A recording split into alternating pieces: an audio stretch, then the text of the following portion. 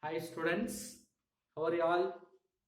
Yes, today we are going to see one important question or important topic. I will say that is nothing but quantum numbers, right? If you want to find the position of electron in an atom, you must know these quantum numbers, okay? So simply we can say electrons are revolving around the nucleus. Exactly how you say the electron present in this particular cell or energy level or subcell, like that, if you want to say, you must know these quantum numbers, right? See, by using this Schrödinger wave equation, that wave function psi value gives some solution of three quantum numbers. What are the three quantum numbers? First one is called principal quantum number. The second one is called azimuthal or subsidiary quantum number. Third one is magnetic quantum number. The last one is spin quantum number. Right? So by using these four quantum numbers, definitely we can understand about the position of electron. Shall we start? Yes. The first quantum number, that is nothing but principal quantum number, which is represented by small n. Okay. Yes. The principal quantum number, which indicates from that we can able to understand the energy level, the electron presence, or that electron represents energy level. So from that you can understand the electron present in which energy level. So we can say energy level, that is nothing but cells. We will say no, K L M N. Yes, the n value may started from 1 to 1 2 3 4, like it will come. Okay. Yes, n value is 1 means that is nothing but K cell. N value is 2 means L cell. N value is 3 means L K L M cell, like it will go. Okay. So principal quantum number indicates the energy level of electron. In which energy level that electron is present, we can understand by using principal quantum number, that is represented by n. Okay, sir. Only that indicates that position of electron, that energy level. Yes.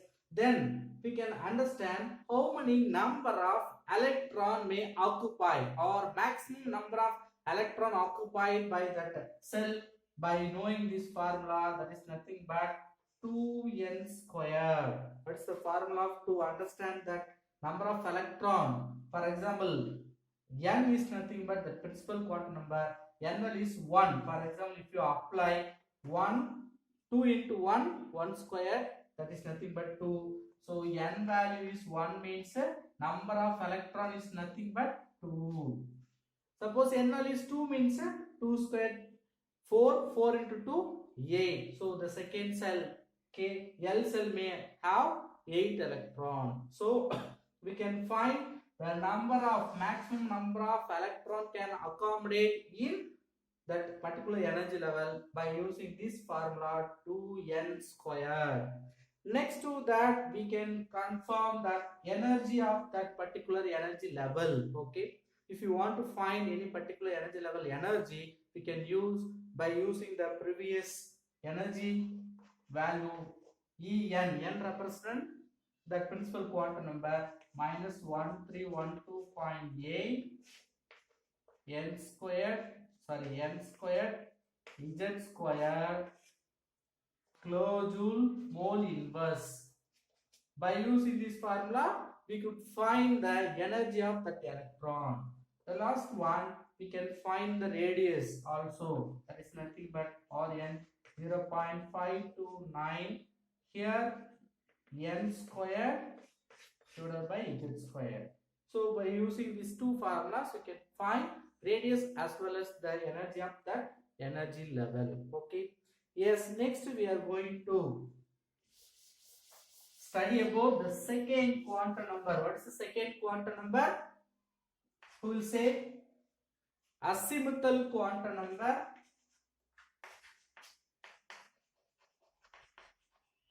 or principal quantum number. How will you represent that azimuthal quantum number?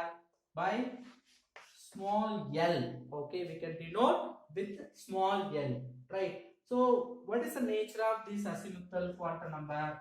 It will represent the electron subcell. See, already we know that energy levels are called cell. So in that we have subcell. That subcell can be identified by using this L value. So the L values depends upon the N value, because in the N, L we are going to divide. So L is depending upon the N value. So L may be equal to 0, 1, 2, 3. How do you find 0 to N minus 1? Right? Suppose N value is 1, means what is L value?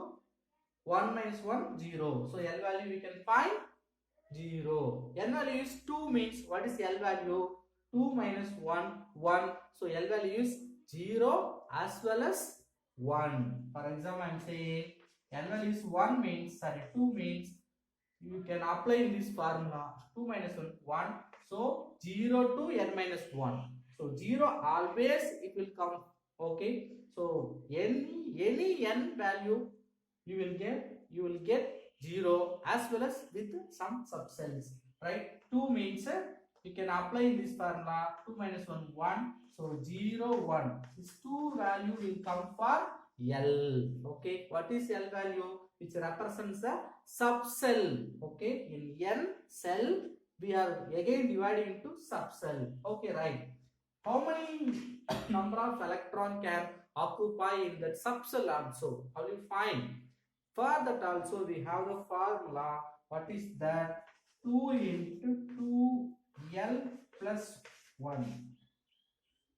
Right? What is the formula to find number of or maximum number of electron in the subcell? How do you find? 2 into 2L plus 1. Don't forget number of electron in cell, 2n squared formula. Maximum number of electron in subcell, 2 into 2L plus 1. Yes. And also at last we can find the angular momentum. Angular momentum already we have found in Niels Bohr, that is nothing but n h by 2 pi. Okay, the place of n you can use root of L into L minus 1. Sorry, L plus 1 into h by 2 pi. This is the formula to find the angular momentum of that particular electron by using this azimuthal quantum number or subsidiary quantum number L value. Okay. Okay. Next, third quantum number. What is third quantum number? Magnetic quantum number. So how will you represent the magnetic quantum number? Yes, you can represent with M. Okay. So you not only M, ML. Okay. Magnetic quantum number with respect to L value. That's why we are writing M. L. Okay, magnetic quantum number. What is the role of that magnetic quantum number? It will expose the orientation of orbital. We have studied, the subcells, the shape, orientation of that subcell or orbitals we can find by using magnetic quantum number. So as usual, magnetic quantum depends upon L value. L depends upon N value. So all are interrelated. Yes. So here, if you want to find M value, that is comes from plus L to minus L, or you can write minus L to plus L through 0. So M value always it comes from minus to plus through the 0. Okay. So by using L value, you can find the M value. For example, L value is 1 means, how do you get the M value? That is minus 1, 0, plus 1. These are the three values we can get in m value. Okay, so depending upon L value, you can find the m value. Okay, right. Here also you can find what is that. We can use the different values. What are the different values? Different orientation we can find. What is different orientation? That is nothing but if you say one s orbital it's having spherical shape, but 2p orbital having double shape. This arrangement we can understand or we can learn by using this magnetic quantum number. At last we can understand the Zeeman effect is give the justification to this L value, sorry M value. What is Zeeman effect? We already know that. What is Zeeman effect? Zeeman is effect nothing but the spectral lines. We know that light having several colors. The spectrum line we can split that by using magnetic field means that effect is called Zeeman effect. Yes, that the effect is giving the justification. We can confirm by using this magnetic quantum number. At last we know that the L value is used to find angular momentum. Just now we have studied in azimuthal quantum number. Yes, that value magnitude given by L value, but direction of angular momentum. Direction of angular momentum only given by the m value magnetic quantum number. So we know that all three are interrelated, but the last quantum number is entirely different. That is nothing but spin quantum number, which is represented by ms. Okay, right? ml azimuthal. Sorry, what is that? Last magnetic quantum number. Here spin quantum number. Yes, this is very easy because which is based on the spin of that electron. See, we will study about electron, particular electron. So if you want to know the electron spin, see, like we can remember the solar system, how the earth revolving around the sun as well as it is revolving itself, which is spins itself. Okay, the same way electron revolving around the nucleus at the same time which is revolving and also it is spins. Okay, based on that clockwise direction or anti-clockwise direction, we can give two value for that electron. What is that? That ms value always plus 1 by 2 minus 1 by 2. Okay, so ms value, that means spin quantum number value, it may be clockwise or anti-clockwise. Clockwise means we can say plus of, anti-clockwise means minus of. Okay, right? So 4 quantum numbers are we have finished. That is very important question and also very easy to learn. Next, by using this we can find, right, some position or arrangement of electrons. Okay, yes, shapes of atomic orbital we are going to learn. Shapes of orbitals, that means atomic orbitals. How can you find the shapes of orbital? Orbital means what? You just remember the subsets I told you, know, the space in that particular volume. If you are able to find the electron, that space only called orbital. Orbit, path of electron. Yes.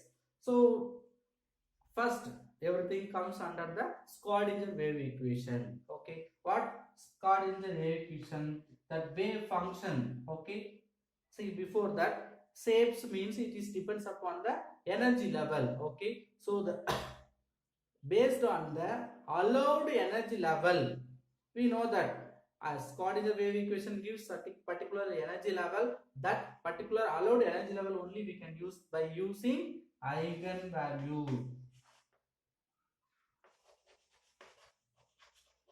Right? So by using that eigenvalue, we can find the radial momentum as well as angular momentum. Okay, so we will learn. Okay, right? So what is eigenvalue? Eigenvalue is nothing but permitted energy value according to Schrödinger wave equation. Right? Yes. Then wave function corresponding to orbital eigenvalue, it is related to energy. Eigenfunction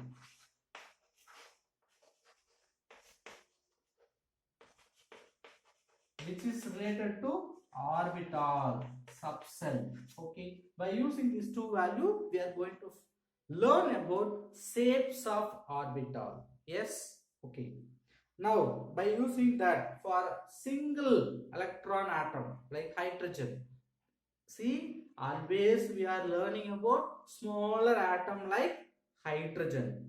We cannot learn for high or large number of electron having atom. Like if you want to learn about gold 49, atomic number 49, 49 electrons are present, we cannot find, we cannot learn because we want to learn more. So as a basic we are learning about hydrogen atom. Okay, so for hydrogen atom, by using the Schrodinger wave equation, we are going to write certain equation, some spherical polar coordinates or by psi.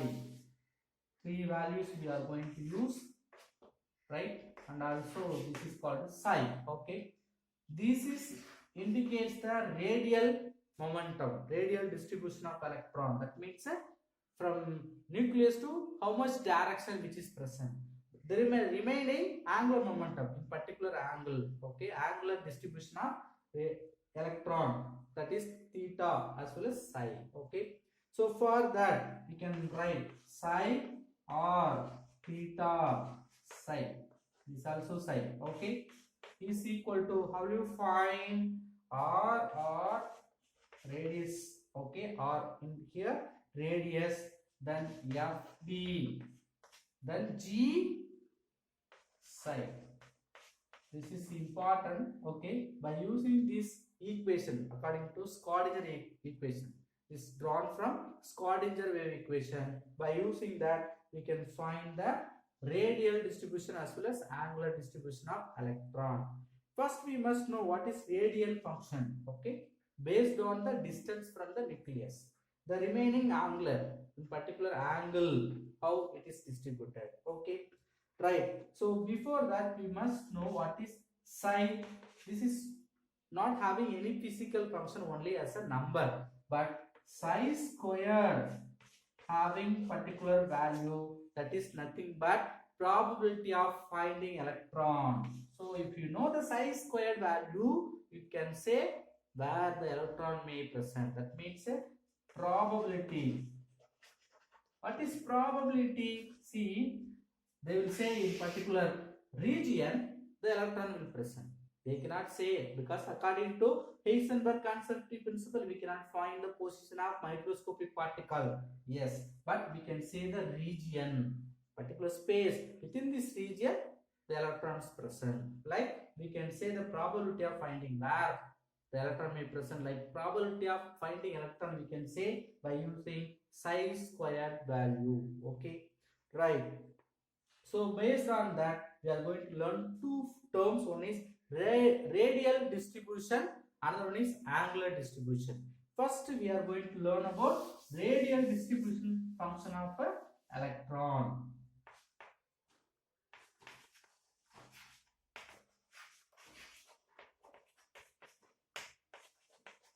We are learning about electron distribution. So from center nucleus to how it is scattered or present, we are going to learn, right? Radial distribution. What is radial distribution, right? So we are going to take that r value. Already I told you r. Okay, that r represents radial distribution. That theta and psi represents angular distribution. Okay, first we are going to learn radial distribution, that is represented by r. Okay, so we are going to draw a graph by using the value r squared. Here first we must know n value is 1, l value is 0. So what is that orbital? N value 0 means s orbital, n value 1, so 1s orbital. For 1s orbital we are going to draw the graph between r square value versus the radiation r value. So what is r? Radial distribution or radius. Okay, right. So if you draw the graph, okay, how you 0.1, 0.2, 0.5, 0.6, like it will come. Okay, at the same time 1, 2, 0.5, 1, 1.5, 2, like we can draw in that. So x-axis you want to take this r value, y-axis r square value. Okay, right. If you get the graph, it will come like this graph. Okay, yes. So what can you understand? What will you understand from this graph? Okay, see, if the r value is 0, probability of finding electron is maximum. This is nothing but probability finding factor. So the r squared value, when is maximum? See here only maximum. So it comes with low value at increasing the radius. So from nucleus to, if you increase the radius, the probability finding r squared value will decrease. Okay, so the distance decreases means we can find the probability finding area also decreases. Simply I can say, if you consider an atom, the radius increases means the area volume will increase. Volume increases means we cannot easily find the electron. The space will be increased. But radius decreases means what will happen? That size will decrease. Okay. So what will happen? Alternatively, we can find the electron easily, right? And also we can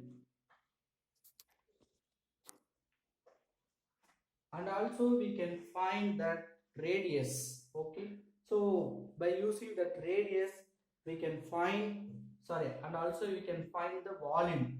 Here as per book they are given two different value. What is that? From this distance we don't have any electron. This particular region we have electron, so that is dr, the total radius r. By using this r value and the dr value, you can find the volume of this sphere. If you know the volume of the sphere, you can find the electron probability also, right? So what is the formula to find volume? Is equal to 4 volume of circle or spherical, 4 by 3 by r cube. Okay, so if you want to take differentiation with respect to r, so we will get 4 by 3 by, what happened, x power n. So n into x power n minus 1 formula, 3 into r square. So 3 will be cancel. R you can bring it this side. dv is equal to 4 by r square dr. Both sides we can multiply with the psi square. By using this, again we are going to draw the new graph between this term versus radius. If you draw here, you have to take this value versus radius. You will get like this sharp rays, like you will get. So here in the previous one we got like this parabola structure. Okay, there we cannot find where the maximum probability of finding electron. That's why we are calculating this second diagram. That is nothing but we can get this particular value. We have the maximum probability to find electron for 1s. So the same way you can draw for 2s to p3p, like that. If you draw for 2s, again it will reach some rays, then it will come down. Okay, then if you want, this is for 2s, if you want find for 2p, how you get?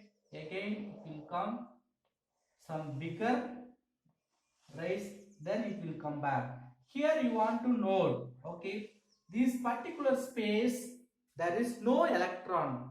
Probability of finding electron is 0. So where the probability of finding electron is 0, that is nothing but nodes. Nodes means what? There is no electron. Okay. So for s orbital, how will you find the nodal place? N minus 1. So how many nodes we have in s orbital means we can use this. For 1s orbital we don't have any node. For 2s that means principal quantum number 2 means 2 minus 1 1.